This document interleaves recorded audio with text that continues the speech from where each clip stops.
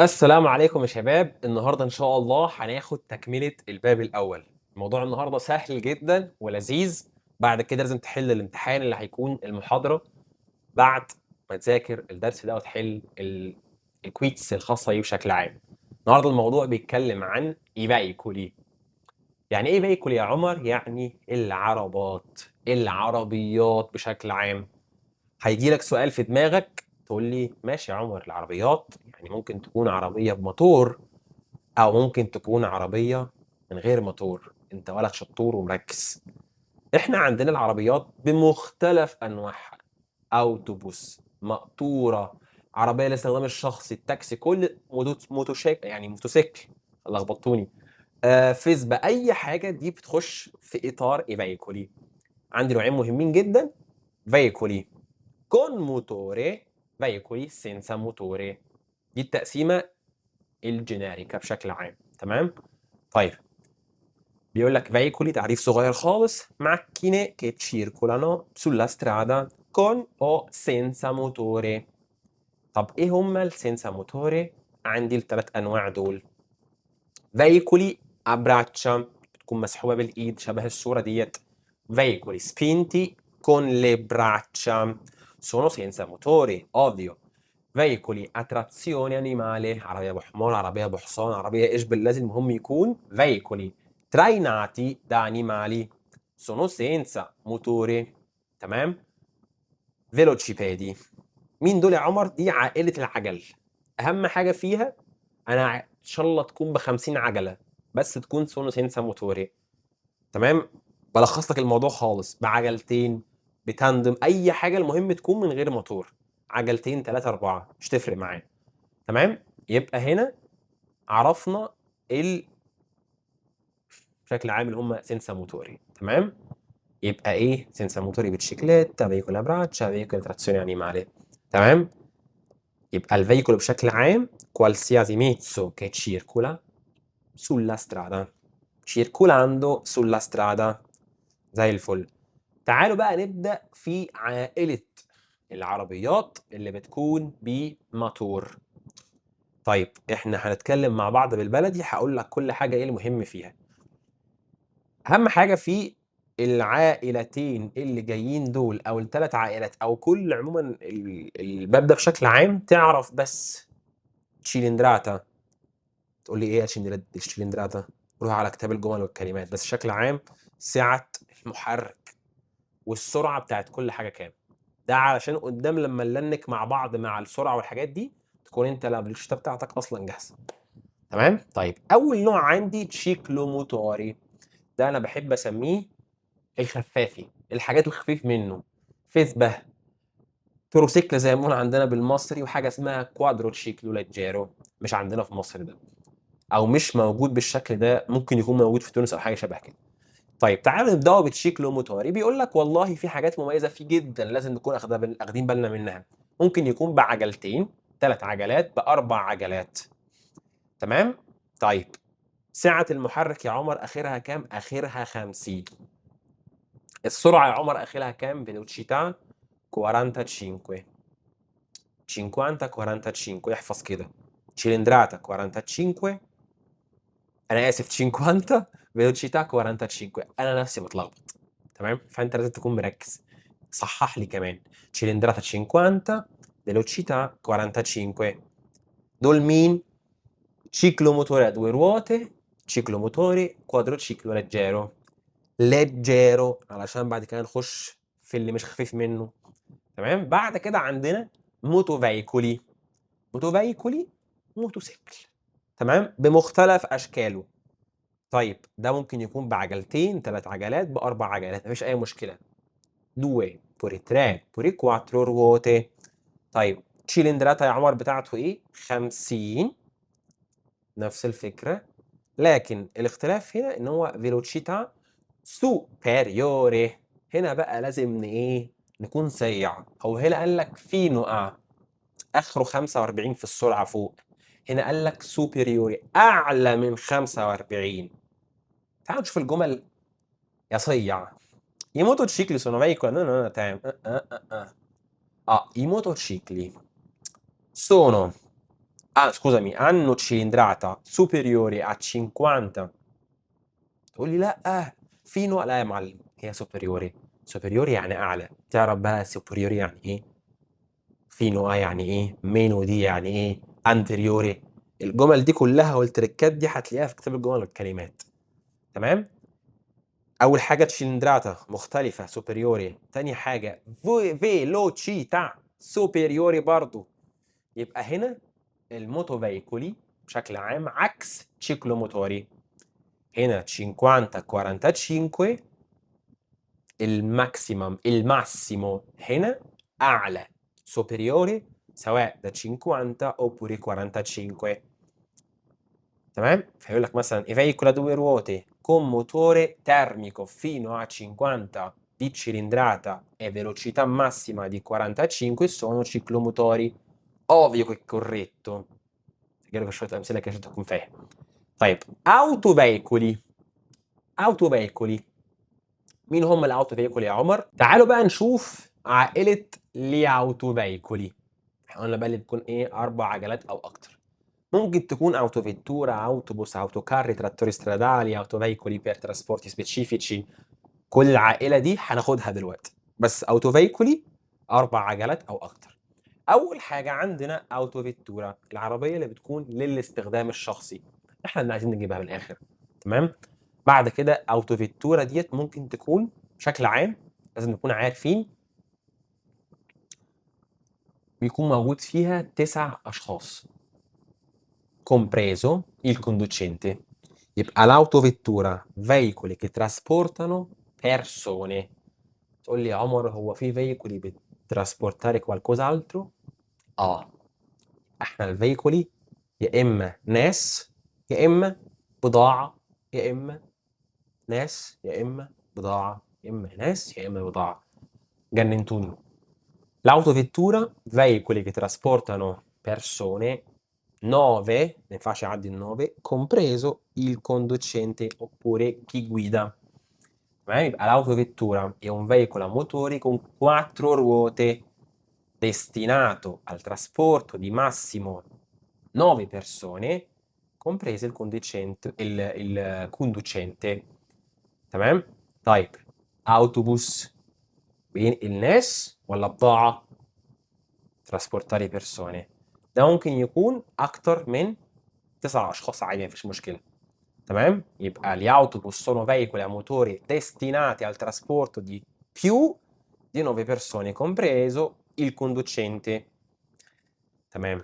autocarri من الصورة كده الautocarri هل إحنا بنحط الناس هنا ورا؟ ما ليش دعوة بمصر، ليا دعوة هنا بإيطاليا. Gli autocarri no, vengono oppure trasportano merci بضائع.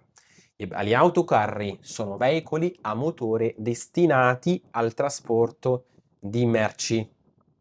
تمام؟ هنعرف بقى عندنا كذا نوع من الautocarri اللي هو 3.5 طن أو الأعلى من كده. الحاجات دي هنعرفها إيه لمّا تندّع معانا شوية في الفصول، بس أنا بادّيك كده إيه بابسّط باشعبُل لك الدنيا. تمام؟ طيب. بعد كده عندنا يا محترم حاجة مهمة جدًا اسمها trattori stradali. طيب trattori stradali ده بيسحب دايمًا حاجة اسمها سيميريموركيو. هنعرف إيه هو السيميريموركيو وإيه الريموركيو. تمام؟ ده بيكون علشان الحاجات برضه الخاصة سواء بحمولة معيّنة أو الأعمال اللي هي بتكون بقى فيها أسمنت وحاجات من دي هنعرفها. لكن ده هو الtrattori stradali. هل أنا يا عمر لازم اعرف الاسم بس بيعمل إيه شكرًا. الباب ده عمومًا يا أخوانا مش يعني أسئلته مش كتير أوي في الامتحان، هو سؤال أو 2 بالكتير أوي. بس لازم تفهمه عشان تفهم الرخصة بشكل عام. تمام؟ طيب بعد كده عندي autoveicoli بُص كده إيه per trasporti specifici. ده بيكون خاص بقى بالأسمنت والحاجات دي وهكذا. تمام؟ بيكونوا autoveicoli per trasporti specifici. سواء بقى trasportare persone o cose. لو ركزت في الصورة هتلاقيها خاصة بتكون مونة أو حاجة من ديّة يعني. تمام؟ طيب رقم 13 autoveicoli per uso speciale. ده بقى يعني لو عايزين نبسطها كده العربيات دي بيستخدموها لو هما بينقلوا مثلا يا اما حاجات معدنيه غاليه جدا او في كمان بيستخدموها في العفش وهكذا. تمام. دي برضه per fare lavori speciali، هي من اسمها اصلا بيروزو سبيتشالي. طيب اوتو تراني. اوتو تراني بقى في حاجه مهمه جدا، مكونه من الاوتو كاري اللي خدناها كون ريموركيو. هنعرف ايه هو الريموركيو.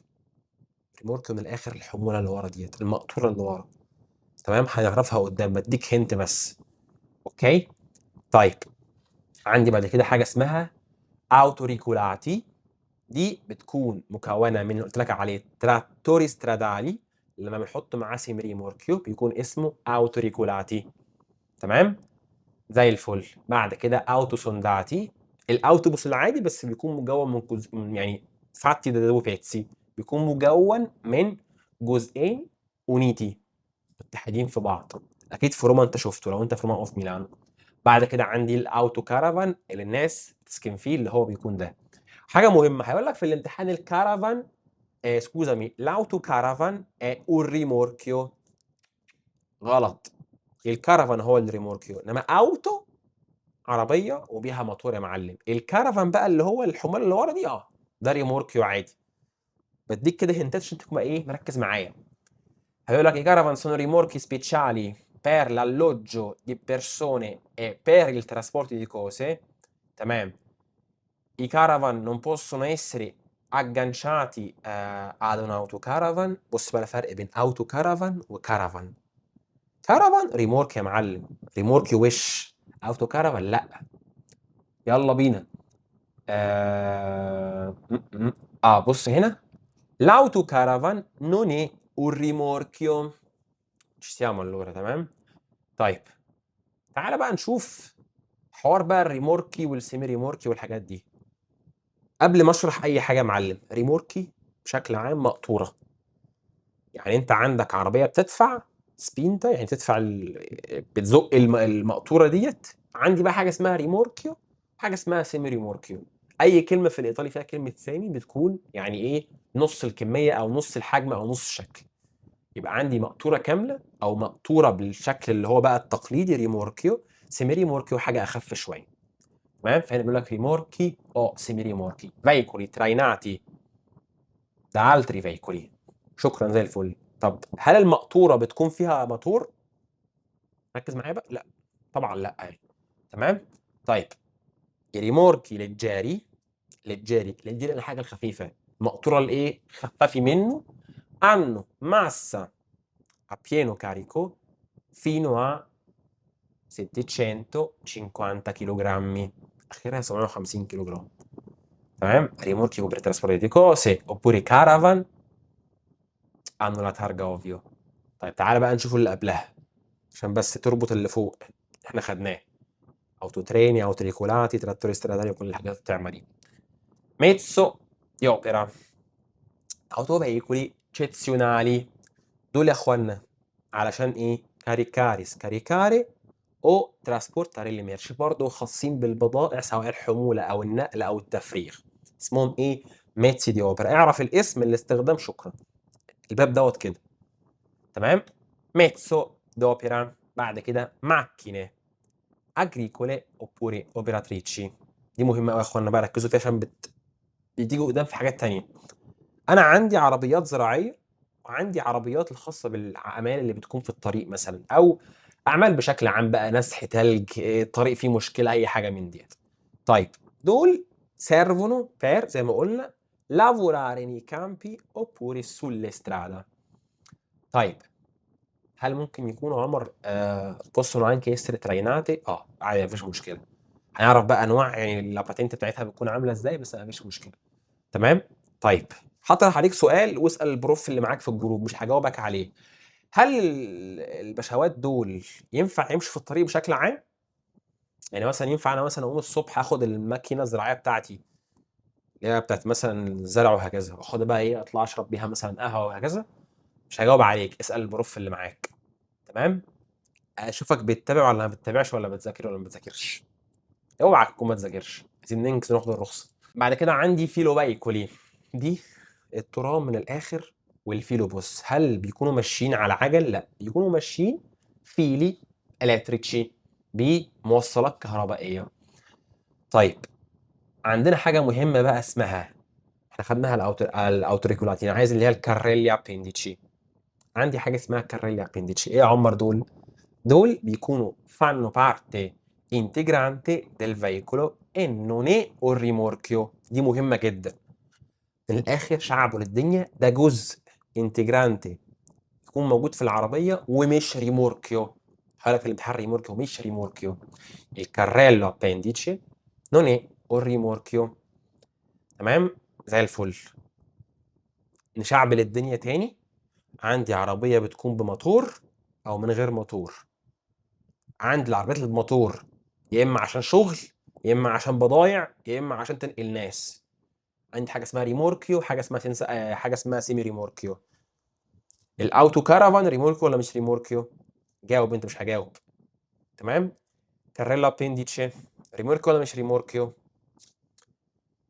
سيبك تجاوب، مش هتكلم بقى عشان لو ما جاوبتش انت حر. طيب عندي هنا حاجه مهمه جدا، ريفيزيوني دي فيكولي. العربيه اللي انت جايبها دي لازم تعمل لها صيانه من حين لاخر. طيب tutti i veicoli a motore devono effettuare la revisione periodica. طيب انت عائله فيكولي بقى اللي احنا مهتمين بيها، في تفصيل قدام بقى في كل فيكولي، بس انا اللي عايزك تعرفه دلوقتي في اول باب دوت، ان انت بعد اول 4 سنين تعمل لا بريما ريفيزيوني. بعد كده يعني بعد اول 4 سنين كل سنتين بتعمل ريفيزيوني. اول 4 سنين اشتريتها مثلا 2026 تعمل اول ريفيزيون 2030، الثانيه هتكون 32، 4 بعد كده 2. تمام. ايه المطلوب منك يا حلاوه؟ المطلوب منك كالاتي زي ما مكتوب لك هنا. راجع الجمل المهمه في الكتاب بتاع الجمل، اصعب الكلمات احفظها، حل الكويتس على الباب كله في المحاضره اللي هتكون على الامتحان مع البروف اللي معاك. كده انا فهمتك كل حاجه، شعبلنا الدنيا مع بعض، الموضوع سهل ان شاء الله. عايزك بس تذاكر وتهتم. المره اللي جايه عندنا باب مهم جدا. بصوا الفتره اللي جايه دي 9 ابواب، خلصتهم خلصت الرخصه بالنسبه لي. 60 70% من الرخصه موجوده في اي سينيالي. تمام. اشوفكم فيديو تاني، شكرا والسلام عليكم.